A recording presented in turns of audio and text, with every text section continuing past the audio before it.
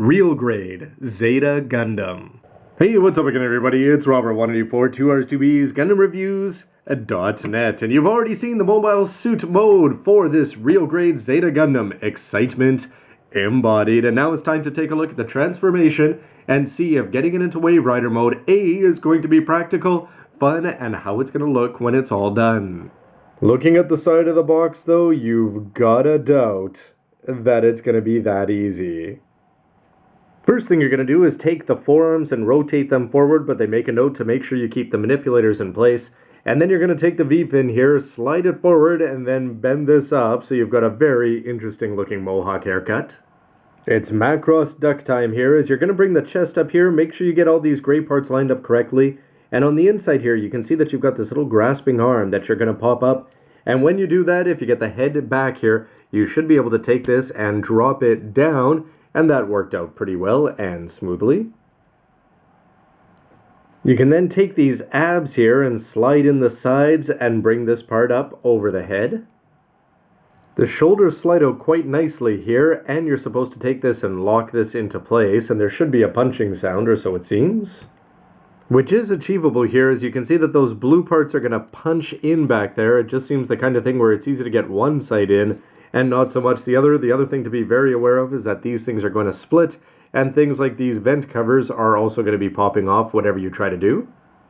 The manual makes half this stuff look easy by just omitting the fact that this is going to be attached on here, but then you're going to want to take the rear skirt armor here and slide it up. But now the ugliness begins, as you're going to start getting into these legs parts here, which were not well constructed in the first place, or so it would seem.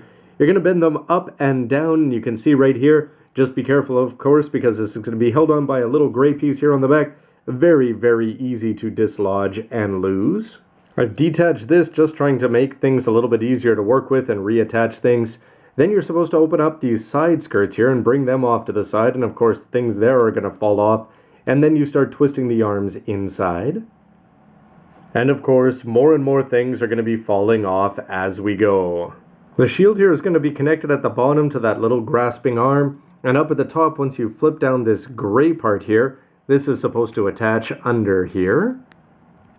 And this does come together with a satisfying click, although it seems to dislodge anything that may have been clicked properly into place up there. And the less seen of the lower body at the moment, the better.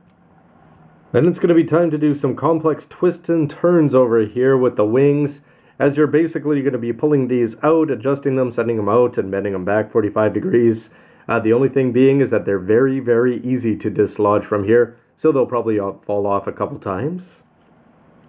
And with more bending, you're supposed to have the waist down in position over here, these skirts out of the way, so that they can come back up. Of course, you've got all these moving parts here for something to go wrong with, and this is going to come across, and it's not going to fit in all that well in terms of actually squeezing in and attaching in.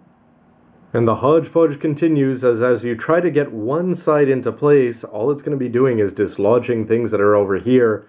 And actually, if you try to swing in both the left and right sides at the same time, it just seems everything's not going to work and go together.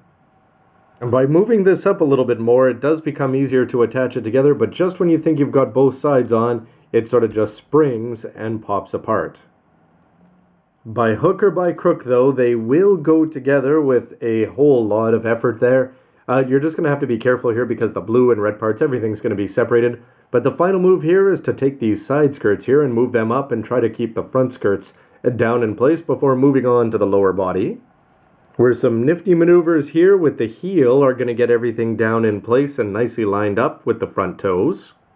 Before you break his kneecap and bring the leg forward here, and then you can take this whole mechanism here, bend it up, and it's going to take just a little bit of effort here to get the knees and all of these parts in place, but it's going to fit there rather well.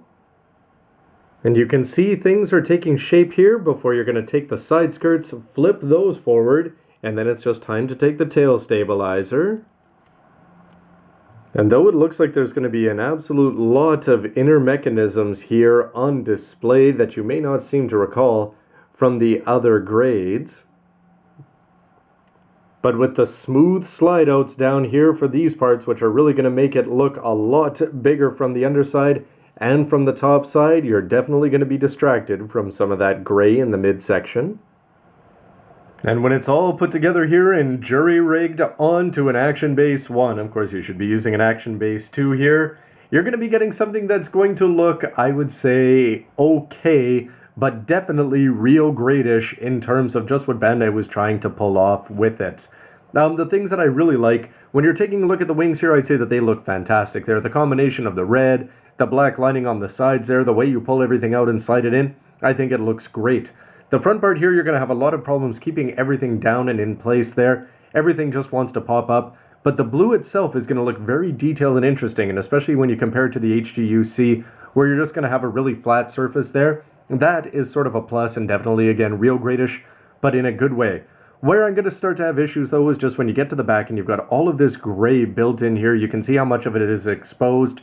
You are going to have more luck if you move these things around even further to get those side skirts coming in and pinching in just a little bit more towards the front, which should do a good job of covering it up more. But these big gray areas are definitely going to be bothering me, and I'm sure that they may bother a few other people. But then again, this probably isn't transformed 100% perfectly, so maybe there's a few more hides that you can do with it.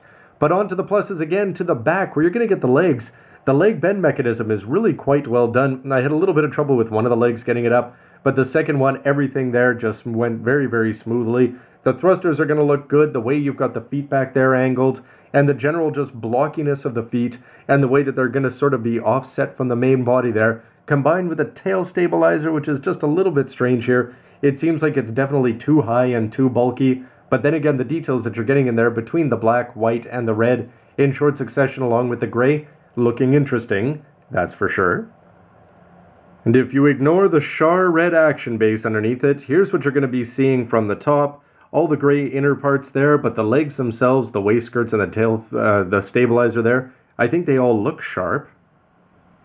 And for the underside, you can see here that if you're going to put some lining in on the black, it's definitely going to make it look very different than if you didn't there, but you can just see that everything's going to look a lot more solid there. All you're going to see is the toes there and a little bit of waist section. So you've seen the side, I'd say it's okay. The top, a little bit so-so, but the underside is definitely the plus, as you're not just seeing a Gundam bent over and his head looking down on you as he destroys everything about your sister except for her cell phone. But the beam rifle has a nice attachment point there as you're going to get it back at a nice angle, and all of a sudden that tail stabilizer, which seemed a little bit too large, definitely seems to be offset in a positive way now. And the extra black and gray and the color details that you're going to be getting on the front are going to add a whole new dynamic to it as it comes around here with the tricolors and that very, very dark black. Definitely a cool combination and looking more like a weapon of war, and that's even without adding a nose cone. And for a bit of a comparison, here it is next to the clanch. And for a bit of a comparison, here it is next to the high-grade clanch from Gundam Age. You can guess that this one is a lot simpler to get there transformed. The legs are going to be moving in a very different way.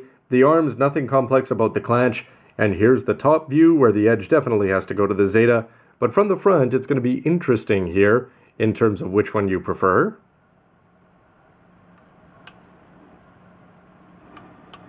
That'll wrap up my look at the Wave Rider form here for the Zeta Gundam in real grade. I'd love to hear your thoughts on the transformation process, the frustrations or the joys that you had putting it all together like this. And of course, what do you think of it just in terms of look, style, compared to the HGUC MG, MG 2.0 PG, and beyond. Anyway, everybody, as always, please let me know and stick around for the final verdict. Thanks for watching. Bye.